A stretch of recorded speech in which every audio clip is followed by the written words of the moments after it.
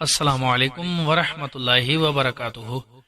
حضرت علامہ ابو الفرج عبد الرحمن بن جوزی رحمۃ اللہ علیہ عیون الحکایات میں نقل کرتے ہیں، 3 شامی گھوڑ سوار بہادر نوجوان بھائی اسلامی لشکر کے ساتھ جہاد پر روانہ ہوئے، لیکن وہ لشکر سے الگ ہو کر چلتے اور پڑاؤ ڈالتے تھے، اور جب تک کفار کا لشکر ان پر حملے میں پہل نہ کرتا وہ لڑائی میں حصہ نہیں لیتے تھے۔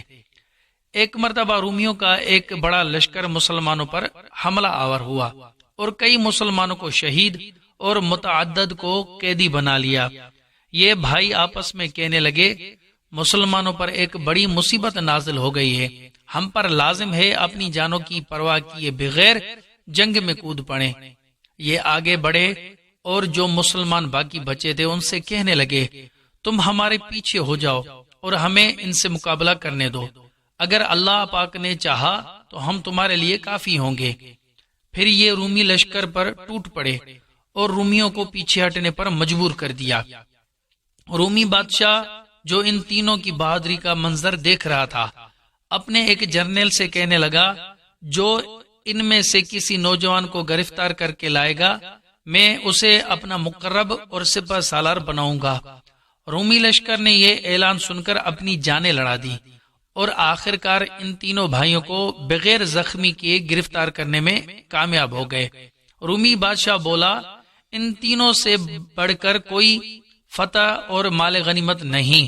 پھر اس نے اپنے لشکر کو روانگی کا حکم دے دیا اور ان تینوں بھائیوں کو اپنے ساتھ اپنے دارالسلطنت قسطنطنیہ لے آیا اور بولا، اگر تم اسلام ترک کر دو تو میں اپنی بیٹیوں کی شادی تم سے کروں گا اور آئندہ بادشاہت بھی تمہارے حوالے کر دوں گا۔ ان بھائیوں نے ایمان پر ثابت قدمی کا مظاہرہ کرتے ہوئے اس کی یہ پیشکش ٹھکرا دی اور سرکار مدینہ صلی اللہ علیہ وسلم کو پکارا اور آپ صلی اللہ علیہ وسلم سے استغاثہ کیا، یعنی فریاد کی۔ بادشاہ نے اپنے درباریوں سے پوچھا، یہ کیا کہہ رہے ہیں؟ درباریوں نے جواب دیا، یہ اپنے نبی کو پکار رہے ہیں۔ بادشاہ نے ان بھائیوں سے کہا، اگر تم نے میری بات نہ مانی تو میں 3 دیگوں میں تیل خوب کڑکڑا کر تینوں کو ایک ایک دیگ میں پھینکوا دوں گا۔ پھر اس نے تیل کی 3 دیگیں رکھ کر ان کے نیچے 3 دن تک آگ جلانے کا حکم دیا۔ ہر دن ان 3 بھائیوں کو ان دیگوں کے پاس لایا جاتا اور بادشاہ اپنی پیشکش ان کے سامنے رکھتا کہ اسلام چھوڑ دو تو میں اپنی بیٹیوں کی شادی بھی تم سے کر دوں گا اور آئندہ بادشاہت بھی تمہارے حوالے کر دوں گا۔ یہ تینوں بھائی ہر بار ایمان پر ثابت قدم رہے اور ہر بار بادشاہ کی پیشکش کو ٹھکرا دیا۔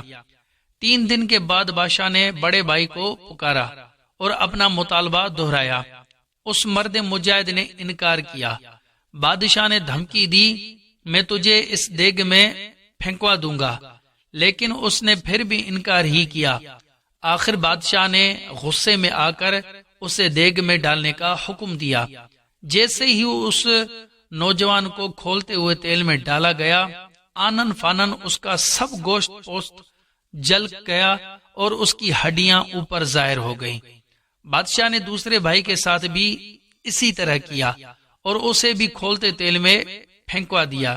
جب بادشاہ نے اس قدر کڑے وقت میں بھی اسلام پر ان کی استقامت اور ان ہوش ربا مصائب پر صبر دیکھا تو نادم ہو کر اپنے آپ سے کہنے لگا، میں نے ان یعنی مسلمانوں سے زیادہ بہادر کسی کو نہ دیکھا، اور یہ میں نے ان کے ساتھ کیا کیا؟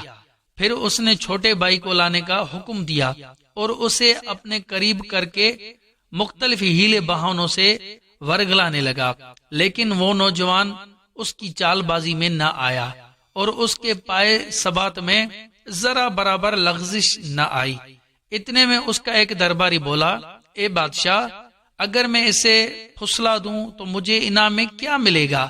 بادشاہ نے جواب دیا، میں تجھے اپنی فوج کا سپہ سالار بنا دوں گا۔ وہ درباری بولا، مجھے منظور ہے۔ بادشاہ نے دریافت کیا، تم اسے کیسے پھسلاؤ گے؟ درباری نے جواب میں کہا، اے بادشاہ، تم جانتے ہو کہ اہل عرب عورتوں میں بہت دلچسپی رکھتے ہیں اور یہ بات سارے رومی جانتے ہیں کہ میری فلاں بیٹی حسن و جمال میں یکتا ہے اور پورے روم میں اس جیسی حسینہ کوئی اور نہیں.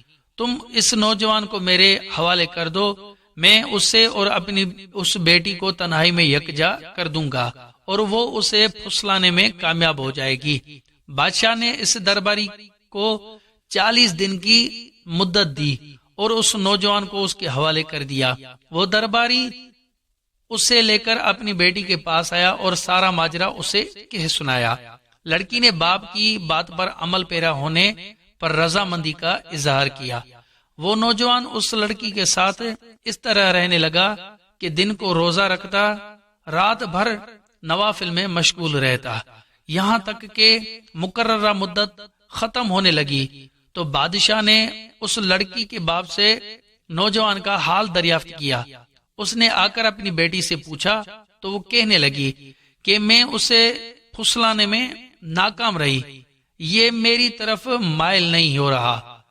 شاید اس کی وجہ یہ ہے کہ اس کے دونوں بھائی اس شہر میں مارے گئے اور ان کی یاد اسے ستاتی ہے، لہذا بادشاہ سے مہلت میں اضافہ کر لو اور ہم دونوں کو کسی اور شہر میں پہنچا دو. درباری نے سارا ماجرا بادشاہ کو سنایا. بادشاہ نے مہلت میں اضافہ کر دیا اور ان دونوں کو دوسرے شہر میں پہنچانے کا حکم دے دیا. وہ نوجوان یہاں بھی اپنے معمول پر قائم رہا، یعنی دن میں روزہ رکھتا اور رات بھر عبادت میں مصروف رہتا، یہاں تک کہ جب مہلت ختم ہونے میں 3 دن رہ گئے تو وہ لڑکی بے تابانہ اس نوجوان سے ارگزار ہوئی، میں تمہارے دین میں داخل ہونا چاہتی ہوں، اور یوں وہ مسلمان ہو گئی. پھر انہوں نے یہاں سے فرار ہونے کی ترکیب بنائی.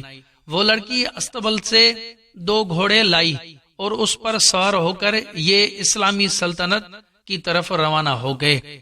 ایک رات انہوں نے اپنے پیچھے گھوڑوں کی ٹاپوں کی آواز سنی. لڑکی سمجھی کہ رومی سپاہی ان کا پیچھا کرتے ہوئے قریب آ پہنچے ہیں.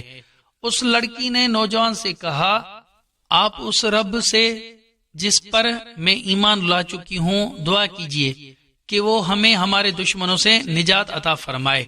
نوجوان نے پلٹ کر دیکھا تو حیران رہ گیا کہ اس کے وہ دونوں بھائی جو شہید ہو چکے تھے فرشتوں کے ایک گروہ کے ساتھ ان گھوڑوں پر سوار ہیں. اس نے ان کو سلام کیا، پھر ان سے ان کے احوال دریافت کیے. وہ دونوں کہنے لگے، ہم ایک ہی غوطے میں جنت الفردوس میں پہنچ گئے تھے اور اللہ نے ہمیں تمہارے پاس بھیجا ہے. اس کے بعد وہ لوٹ گئے اور وہ نوجوان اس لڑکی کے ساتھ ملک شام پہنچا اور اس کے ساتھ شادی کر کے وہیں رہنے لگا.